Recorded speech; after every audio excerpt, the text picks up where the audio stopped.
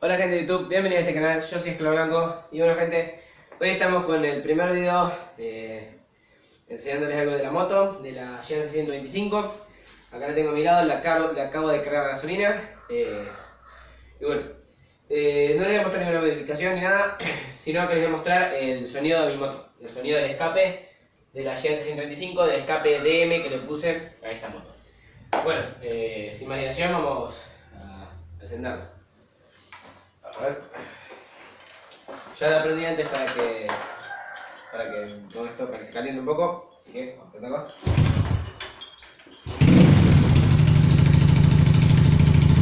Como pueden observar, espero que se me escuche algo, puede ser que no, ahí está la normalita, pero bueno, ahí tienen el sonido. Como pueden observar, se escucha bastante fuerte.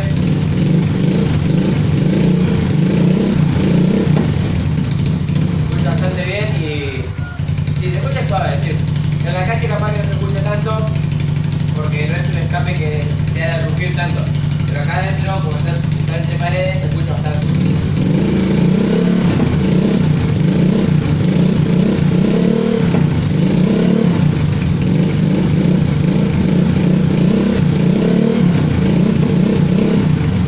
Ya en próximos videos voy a mostrarles la moto andando. Ya tengo todo preparado, el casco todo preparado.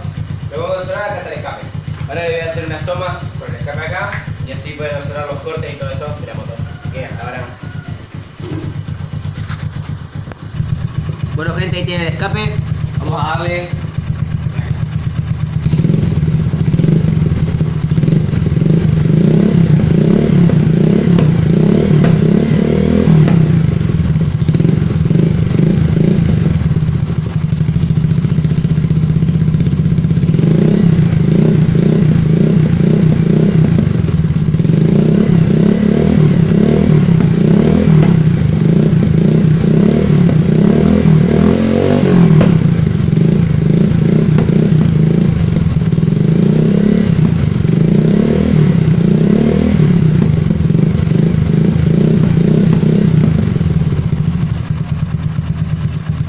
Y bueno gente, este sería el sonido del escape de mi moto.